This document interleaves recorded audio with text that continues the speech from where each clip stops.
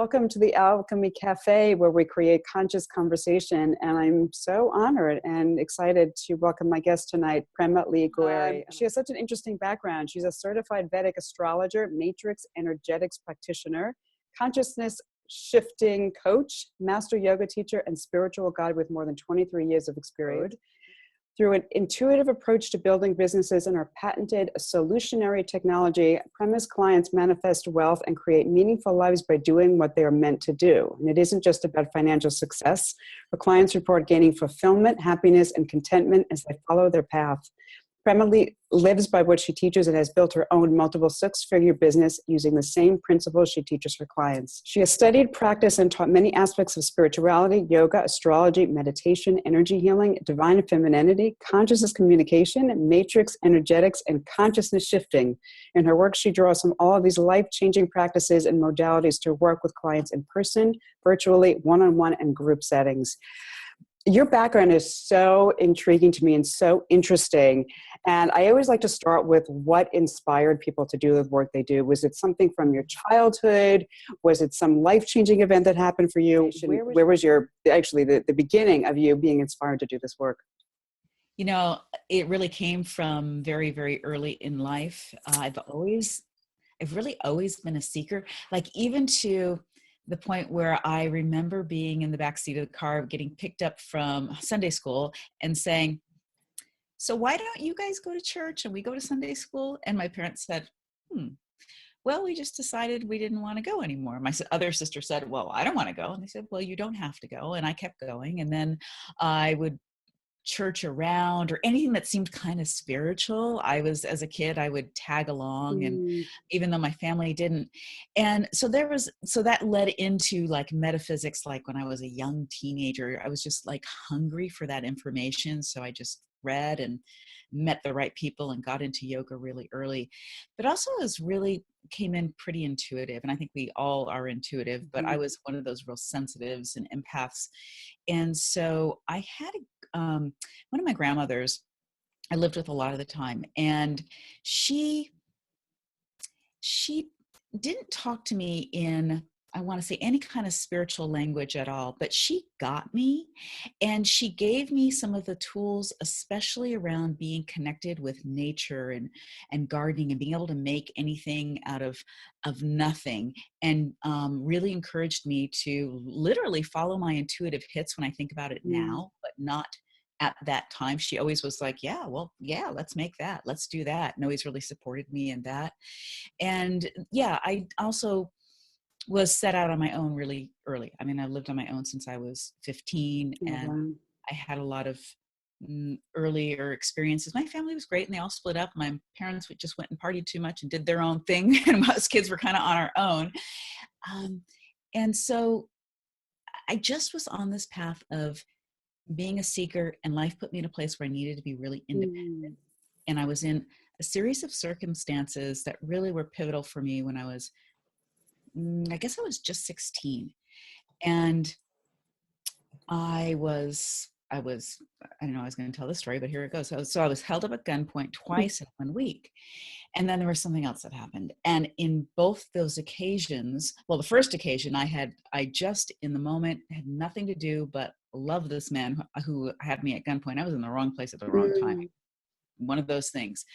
And I was internally, I guess, praying at the time, and it was like, oh, just look at him and like surrender, but not like you think, oh, I give up, but like surrender, and connect. And he walked away. And I had a lot of circumstances like that where there was nowhere to turn in the outside world, but the information just was always there without me intellectualizing when I was young. But that became my go-to, which led me to be a very self-reliant person, which later in life I had to let go of and learn how to really, let people in and be taken care of as well. But it really gave me, I really honed trusting myself and trusting my intuition and trusting my soul's instincts. It almost sounds like that event or those events actually showed you that you can actually go inward and deal with this and set you up for life, really, it being in that situation. much more so than when we just learn about it. I mean, everybody, Right. listening in, think about that, a time where, something happened and you had a deep realization that, oh, this is how it is, or this is what I'm capable of, that maybe you had intellectualized for a long time or even spiritualized for a long time. But there's something about life experience that calls you forward, and it's a transformation right in the moment. There's no substitution for that. Yeah, you can study everything, but until you're actually in that situation. So I love the name of your website, solutionary.com. And, I'd love to know what that means and why you chose that. That's a fun question. So thank you. So years ago when I had a yoga and healing arts center, it was yoga and beyond the yoga of life, because it was just a doorway to, the real practice is when you got off the mat, and teaching yoga was just a way to open the door to help people to actualize more of themselves. And then I went with my name for quite a while. And then I thought, I just got the hit. No, my business should have a name. And I didn't, and I was building a new website at the time, and I didn't know what it was. And I asked, and then one morning it dropped in meditation. It was like, Solutionary. I'm like, okay, that's cool. So I go to the computer, I run to the computer, is that available? And I type it in, and I typed it in wrong. I typed it in as I spell it, Solutionary. But I didn't put it together intellectually, Solutionary, until I looked at it. I was like, that's not how you spell it. Oh, and it isn't available if I spell it the other way, but solution. So the divine gave it to me. So your definition would be the kind of evolution of the soul. We could say revolutionary, evolutionary. Absolutely. Yes, the evolution and the and the revolution of the soul, revolution also. Yeah, absolutely. Would you say it's more of the discovery of sort of the evolution of the soul rather than actually, because I don't know, this is something that kind of just came to me. Do you think that the soul does evolve, or your soul is, this is a heavy question to get started with. This is great. But do you think that the soul actually comes in fully developed, or is the soul constantly evolving throughout our lifetime? Okay, so here's what I believe is our experience of our soul is constantly evolving throughout our lifetime. And from looking at soul blueprints all the time through Vedic astrology, everyone's wired up differently, and level of consciousness is different. And let me explain this for a moment, because it's important. It's that our consciousness is literally how we perceive things. So when we incarnate, if I look through the Vedic astrology system, our soul is in a particular, it's not just in a constellation, it's at a degree that's a particular lunar mansion that has a bunch of other layers to it that is indicative of how your consciousness is wired up. So think about it. We all don't perceive things the same. So we come from the same consciousness, but, we all have this uniqueness, and what makes this uniqueness? So consciousness is more like your perception, where the mind is more that intellectual, evaluate. So if you're going to walk into a orchard that has ripe apples, your consciousness is just perceiving the smells and the colors and noticing there's a ladder against the tree or whatever, but it's the mind that comes in and says, well, those apples need to be picked, and those need to be cleaned up, and how much can we sell those for, and who broke that ladder? That's the mind part. So the consciousness. So let's go back to does the soul evolve? My hit is yes, the soul does evolve. And what I'm talking about more so with Solutionary and the work that I do is the evolution of our connection and opening to our soul, and our soul incarnating to its potential, because we can be given whatever potential, but depending on the choices we make, because we're not fated. I don't even care what your chart says or anything else. We get to work and make choices we could transcend almost anything. And I think the transcending of whatever we're faced with, that's where the evolution really is juicy and really takes place. Mm-hmm. Mm-hmm. That makes sense. And I actually feel the same way. I feel like in this incarnation, our soul is evolving and we're gaining experience. And then depending on what your beliefs are, you come back, the soul comes back at a higher level than it was previously. And, like in Vedic astrology, like the different ages of the actual planet, the different degrees of the planets also shows which ones you've been working with for a long time and are more mature within you. So there's a lot of different aspects of how our soul wants to incarnate. And we could say younger, older. The thing is actually, I think on a soul level, we want to experience it all. Mm-hmm. And so it's hard to say what's high and low, or, Right. that, because it's like if we're just in positive energy, or I like to kind of talk about this in a term like I like to use called the Shakti scale, meaning that all of our emotions and feelings, like we need to feel we need to feel the dark, we need to feel the light. I mean, that's this domain anyway, and be fluent is really useful. And I think the soul wants us to be fluent in this incarnation, in Yeah, this that's why we're here. interesting reality that we're living in, because we Mm-hmm. have to bring it from our soul all the way down to the soles of our feet. We need to really incarnate. And right now, more than ever, I think we're really being called to integrate and really get down, bring all this. And I work a lot through the heart, but bring it down into the third chakra and really, it's about walking your talk, really being able to move it all the way through. And we've had a big wake up call, recently. Like, it's not okay to know. I mean, it's okay to know, but it's not enough to know. It's not enough to know. There's too many just knowing, but you have to take that knowing into action. And what are you going to do with it? Exactly. Exactly. And you kind of see who's the real deal and who's just like talking. It's really a fascinating time right now to really see that. Fascinating time. It is. Yeah. And that reflects back to something you and I were talking about just before we hopped on, was that I just hope that it's hitting home for everyone. And I don't think anybody is out of the realm with this. Everyone, I don't care how much you've worked, how evolved you are, that it's all about personal responsibility. Mm-hmm. And we can look at others and say, whoa, you should be taking some more personal responsibility. But I know within me, I've been on that path for a long time, and I've got probably a lifetime's worth of work there on taking personal responsibility, being really responsible for my choices, my actions, and showing up here fully, like showing up with all of my gifts, which is what I'm so passionate about these days.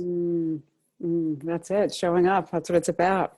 You can talk, but if you're not going to show up, and it's like, yeah. So you mentioned a couple of times, and I know one of your areas that you work with is Vedic astrology. And for people that don't know what that is, can you kind of give a brief overview?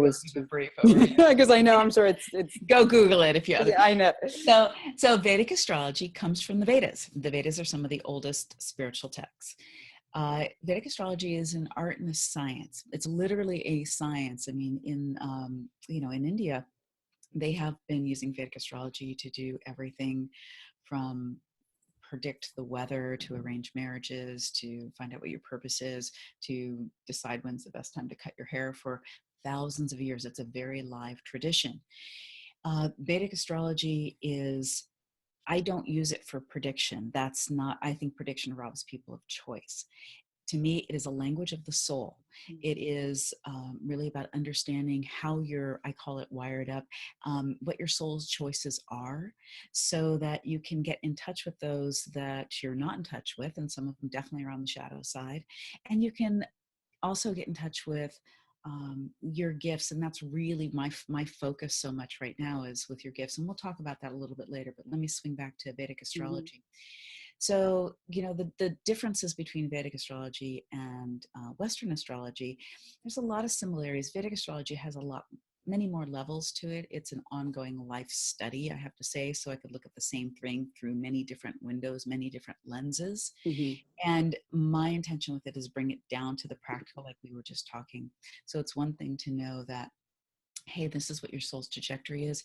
Here's what your purpose is. It's another thing to actually let me help you actually do that. Let me help you clear what's in the way of you being aware of that, and then actually embody that. So I like to work all the way through that level, but it is, I believe, how to understand yourself better. we are looking through the sidereal zodiac as opposed to just the tropical zodiac. It's the same sign, same zodiac. It's a different viewpoint, and we keep time a little differently. So sometimes your ascendant is a little bit different in that way too. So the last thing I'll say about Vedic astrology, and this is just a very condensed version, it's just like Deepak Chopra brought Ayurveda to the West. Most people know what Ayurveda is. It comes from the same system. It comes from the Vedas. It's one of the branches, and it literally means science of life. So Ayurveda means the science of life. Jyotish is what Vedic astrology is called, and it is the science of light. Science of light. And so I just happen to have the kind of wiring where I see behind the scenes. I'm an intuitive, and I see behind the scenes very well. And so, you know, it's an art and a science. There's a science aspect to it, but who is reading it, that's where the art comes in. Oh, it's such a beautiful description. Mm-hmm. Yeah, that's really great. So you talk about helping people discover what their soul's path or their mission is. Do you ever encounter a situation where you kind of do a session with somebody and they don't either resonate with what comes up for their soul's path, or there's some resistance to it? That's a great question. No, not really. I'm trying to think if that has ever happened. Maybe that has happened before, but I'm not recalling it. So here's why I work a little differently. I'm not a talking head. I don't just tell you. I make you get involved in the process. And because I actually work on 4 levels. So yes, I have this, I'm an intuitive. I have this great insight. I could do it with or without the Vedic astrology. It's really rich with the Vedic astrology. But on the next level, one of my purposes is to help you connect with your soul and all the answers that are within you already. So I help people really get connected with their own soul through their heart, find their own answers. Then I help them clear energy and move the blocks out of the way, and then find inspired action. We do that collaboratively, and then I help with strategy to actually take that into action. So because I also involve the client, we always find what's true for them. And I think here's the indicator is when I have someone come in to work with me, I actually take the time to go through a process of really tuning them into their heart and finding out what it is that their heart is most desiring, even the questions they're coming. That always sets the tone to truth. Let's just put it that way. It sets the tone to truth. So, yeah, no, I usually track who I resonate with. So. Right, exactly. And I'm sure for some people, it's probably a very emotional process, because many times I think you know in your heart what you should be doing, or what you not even should, but you know what I'm saying? It's like where your soul really wants to. Yeah. Yes, exactly. And you may not be doing it for whatever reason. And there's can be this emotional, oh my God, I want to be doing it, or that's what I felt intuitively I should be doing, but I don't know how, or I'm too scared to, you know. Yeah, it's either I don't know what, I don't know how, or there's the fear and the blocks that are. Or I want to do it, but I don't actually think I'd be good at it, you know. Well, there's that too. Yeah, and that goes into beliefs usually. Yeah, in the fear. Right. Yeah. So it's such throughout. So you talked a little bit about your process. Can you just give an example if someone new was coming to you? What kind of thing would you start with? Oh, so I don't do. First of all, I don't do a lot of just like one-off readings. Like you want to, I work with people long-term. I work with typically people one-on-one or in several group situations, but one-on-one within that. And right now, in the last few years, my focus has really been around helping people understand what their divine gifts are. And this is what I call the Sacred Wealth Code. And my book will be coming out in January, February. Hoping for January. Congratulations. That's very exciting. And so what happened for me, and this will answer your question, is that I looked into Vedic astrology charts for a long time. And even before that, people were coming to me for purpose, or how do I make more money, or whatever. So what do people want? Love, money, and, what should I be doing? And so what I noticed is in Vedic astrology, we have something called Dana yogas. Dana yogas are where your purpose planets and your prosperity planets, where they come together. And so I could, see that, and we could talk about that. But what I noticed over the years was that that's also where people's like their highest value gifts is what I call them, your divine gifts. So there's a lot of things we're all good at, but are you doing what's really like you're amazing at? And like, I'd like everyone to just tune into that for a moment. Like, are you really doing what is, gosh, what just only you can do in your amazing, unique way? And this might be something you know, and it might be something you have a hint or an inkling of, or something that you're even afraid of stepping into. Because that is actually where your highest value is. I'm interested in helping people create wealth, and wealth is different for each and every one of us. It's not just about money. Money is a currency, but it's, you know, it's fulfillment, it's the relationships, it's the, yes, it's being able to have the freedom, and what does it take to do that?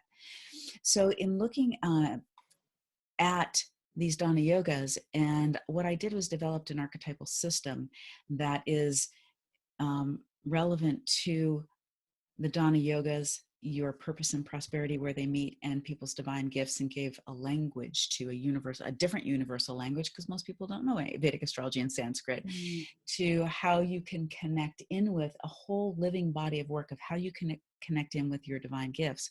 So I'll read somebody's chart and I'll give them their sacred wealth code, and I'll give it to them, and then I teach them how to use it and how to tune in with it. And it's really about learning how to connect with the best of you and make really good use of the best of you. And there's also usually the shadow sides in there that you need to clear. And then how do you want to, maybe that's this amazing book you've wanted to write. Maybe that's a business. I work with a lot of entrepreneurs and change makers and people leading in organizations. And, you know, now what do you want to do with those divine gifts?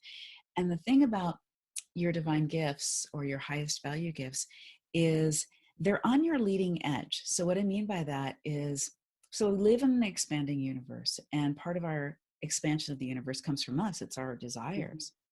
So that more is a little tainted in our culture these days, but it is a natural part of how things work here. So when you're in your divine gifts, the problem is you don't know who you're going to be or what's going to actually happen, because as soon as you get into what you believe is your divine gifts, that's going to open up like the most beautiful flower in the world, and you're going to realize there's way more than you ever thought available to you, like these superpowers, like these amazing tools, and it'll keep expanding. It'll keep expanding the more time you actually spend in those gifts. Like if the piano player practices a lifetime, there's a lot more available through that body of knowledge. But this is a universal body of knowledge that you came in, direct access to your soul, and you could use the parts of your soul choices that are pretty mediocre. I did that for a number of years, and you can use the parts that are just where you're amazingly gifted. And I believe, and I'm on a mission to really create a global movement of leaders who are really leading with their divine gifts. So was this something, the Sacred Wealth Code, was this something that sort of evolved as, so you've worked with the Vedic astrology and you've worked with people developing their soul path, was sort of like the wealth part of it something that just sort of naturally fell into place as people, you know, they want to do what they're good at, what they enjoy doing, what their soul's mission is, and was it the wealth part people were struggling with, or they were trying to seek it the wrong way? How did the kind of that play into all this? Because yes, and yes. And people come for, think about whenever you reach out for something, it's like you're feeling unfulfilled at some level. Sometimes people reach out for money or a better way to make money because and then if we dig into what's that, there's something else they really want. You know, maybe they want to step into making that big difference. Maybe they want that house so that they can just really feel secure and then, you know, have the relationship of their dreams, whatever. So as it just started to evolve and I became aware of the fact that how rich wealth is, and that it really is so personal, and what everybody is looking for really filters into like living a wealthy life, like you know, and that's a wealth of relationships, a wealth of love in your life, a wealth of resources in your life, on every level. So it just started to reveal itself to me based off a very scientific part of Vedic astrology, like purpose and prosperity planets come together. This is where we find money, resources. It's Arta in Sanskrit. And even the way the Vedic astrology chart is set up, there's 3 purpose houses, and following each purpose house, an Arta house follows. And Arta is meant to fulfill purpose. So whatever you need for your purpose, that's what Arta is, acquisition. It's what do I need to acquire to fulfill my purpose? So let's just use that as the definition of wealth. There's the fulfillment side, but it's like, oh, what do I need? The knowledge, the food, the resources, the people. And so much of it equates to money because that's a common currency of exchange here. That makes perfect sense. And you have another program. I don't know if this is, you kind of work together or whether they're completely separate. You have the Soul Success Map. Is that something that you use in order to unveil what the Sacred Wealth Code is? So what I've done with the Sacred Wealth Code, and which that body work has just been evolving and it was given to me, and the Soul Success Map was the same way. So I'm all about, if you can tell, there's this practicality level. Like I want you to be able to use the information, not just have information. People listening in, I probably have had maybe have had counseling and readings and whatever. How much have you made really good use of? I'm invested in you making really good use. So the Soul Success Map is something that I use in 2 of my programs, my private program and one of my group programs. And it's literally like a book that I've put together that allows the information that we unpack over several months from your Vedic astrology chart, from your soul blueprint. We unpack it, we clear whatever we need to, we take it out for a spin in the world, we use it. The Soul Success Map is in common language.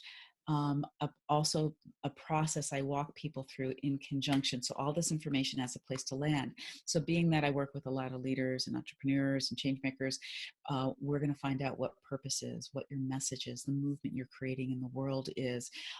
In the Soul Success Map, you're aware of the dates for the year that are affecting personally, so then we can plan with and around those. Your Sacred Wealth Code is in your Soul Success Map as well. There's a few other processes and pieces to it so that you have, in very plain English, how do I navigate based on what's in this language of my soul, but in plain English so I can understand. Does that make sense? Yeah, it does. And I was just going to ask how, we were speaking earlier when we were chatting about how we kind of don't do things traditionally. We don't do things the way basically you're supposed to do things. So, what about someone who's used to maybe a more conventional way of operating and, now they discover what this thing is, but, that traditional way of operating really doesn't serve them. Do you work with them? I mean, it sounds like you do. You work with them on a really individual basis and give them all the tools that they would need to actually. So I give people the tools that they need to have to be able to navigate this amazing apparatus they have, this experience of being human, and your soul to actually be able to use it. So I have clients from all walks of life, like very logistical kind of brained, amazing, brilliant woman who is the dean of a private university. And so I've taught her to use, the tools of going inside, and because it all just makes sense right away, the ego lets down. And actually I tend to attract people too who are like conscious but don't know how to actually make it work, and on the bring it down to action. And on the other side, that are maybe very action oriented but feel this disconnect. And I'm super practical, so I just have that language of, so yes, I do work with those people. Actually, they always are very amazing on the action end of things, usually. Then we just have to really fine tune where the action's actually coming from. And at what point do you sort of like set them free? I mean, how? So a lot of people come in, and most of my programs are actually set up on a year basis, although I do VIP. I do intensive work because I have, like, one of my archetypes is the deep connector. So I connect in deep with people, and I've had clients I've had for years because they're on their evolutionary trajectory and I'm right there with them. And it's just so fun to step into the next phase with somebody who knows you and is up to speed with you. So I have those people. Sometimes I have people who just come in because about the shortest thing you can do with me is a sacred wealth reading, and I have 3 different ways to do that. Right. And So your book, when the book comes out, is this something that people could actually yeah, work through on their own and actually develop yeah. what they're? So the book, the way I did the set up the book was that I gave the layman's practice process that I teach people when I go out and speak and do things like that, to connect with your sacred wealth code, because I believe that you're already in touch with your soul. You're already in touch with this aspect of yourself, but are you aware of it? So I take people through a few processes to help them to be able to get more in tune with what their divine gifts are, and then let them pick which archetypes would embody their sacred wealth code. So the book is part of these archetypes that I've downloaded that are universal, but look through the slant of the Vedic being true to the sacred wealth code, like purpose and prosperity, and Vedic astrology. And then, and I walk everyone through a process they can absolutely do on the own. It's very process oriented, but not over the top. Like, you'll learn about something, I'll take you through some stuff, and then I have a sacred wealth circle that'll be launching in the beginning of the year, which will be just around learning to embody the sacred wealth code. How do you use it? How do we clear this stuff out of the way? Could you imagine if this was like a college course offering? Wouldn't that be so awesome? Oh my God. Let's go ahead. Yeah. I mean, I had someone say to me the other day, like, like this should be a high school course. Yes. Like when you're trying to figure out what you're doing. I have kids in their 20s. I have stepchildren too. I have 4 of them. They're all in their 20s. And luckily I was able to help them, as much as a mom who does this sort of thing can.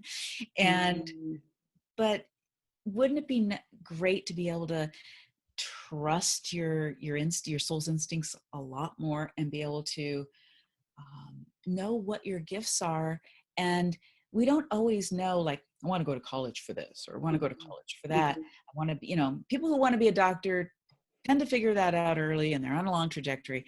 But to be able to even use your gifts in maybe the various occupations you're going to for a while you're developing and finding your way, because for some people that's their path, but being, having this to navigate by, because to me that's what it's all about. It's all about, oh, this is my own internal code to navigate by.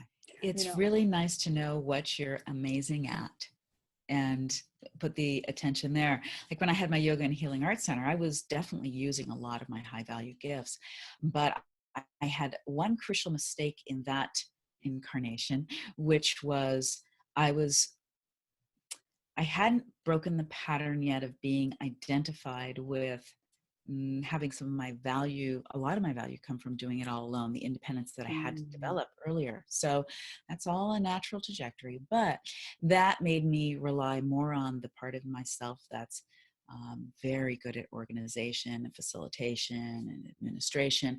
So I ran too much of my business on my own. And even though I had a business that brought in 6 figures in sales, I didn't take a lot of it home. I was teaching and training teachers and doing my, my soul work with people privately. That I was too stretched too thin.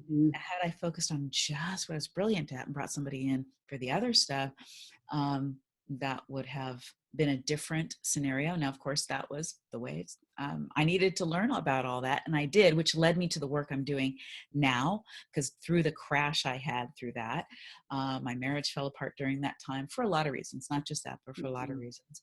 And eventually let the center go and went into, really, that was the dark night of my soul. But I knew it was like, oh, get on your knees and figure this out. And through this deep work, I figured it out, and through some help. Absolutely. I mean, always get help. Just get help if you need help. We're not meant to do it alone. Right. And that brought me to the work that I'm doing now with the Sacred Wealth Code. And I'm grateful for that. But I relied too much on what I was good at, as opposed to like what I'm amazing at. So in sort of wrapping up, is there anything else that you'd like to share that we haven't touched upon yet? Oh, there's so much that we haven't touched upon. But well, that's why we're going to have you back, and we're going to have you do an actual workshop. Yeah, which is be really super, super fun. So what I'm just tuning in with everybody here and everyone who'll tune into this interview. So here's what I want to remind everyone is that everything that you want to, like, the answers are within you. And yeah, there's a lot of answers that we find through research or whatever, but like your real answers that you need for things are within you. You may need someone to help you to unlock those. Absolutely. Like, I consider myself a door opener. Absolutely. But they are in you. And I just want you to trust yourself. So if you have the impulse to try that new thing, if you have the impulse to, it's going to feel a little scary when you have the impulse to dive into something that you really lights you up, like really lights you up. But trust yourself and do that, even in a little safe way, and fan that fire, fan that flame for you personally, because your vibration is going to be so much higher. And that's a contribution right there. But also, we are in a time that what is being called for is you being the all that you are. I mean, the all, the as my dear friend Dr. Kimberly McGeorge will say, the capital ALL. You are so much more than you even know. I mean, that's revealed to me daily because I ask about it daily. And I'm not the all that I am, but I am working on it daily. You are so amazing. And that is the biggest gift, for you to be in your gifts and get out of your own way, is one of the biggest contributions you can make. And please make it. I love that. And what I say to clients when they're in that same situation where they're not sure, should I do this? And I always say to them, if you don't do it, looking back, will you feel relief or will you feel regret? Yeah. Your body, you tune into your body and it's going to tell you. And if there's the slightest bit of regret, you got to do it. It's like, and sometimes with that too, it'll be relief right now, but go all the way to the end. But it'll be relief from regret in the end. Because sometimes just taking the pressure off, Right, exactly. No, like think back 5 years ago. If you didn't do this thing, are you going to feel like, wow, I'll always wonder about it. Yeah. So you might as well, wonder is such a rich word, like live in the wonder. Live in the wonder. These are crazy times we're living in. They're amazing times. And your contribution matters, because everything you do, everything you buy, everything you think, everything you don't do is all a choice that you're making in contributing or not contributing. Absolutely. It starts on an individual basis. And that's what this whole conversation is about. It starts with you, and that's how the world shifts, and we need it. And not just, we need it as we look out, but like we need it. And that's, so look at it this way, like what an amazing time to be living in, to be called out this loudly. Exactly. Yeah. Well, this was so wonderful sharing this time with you.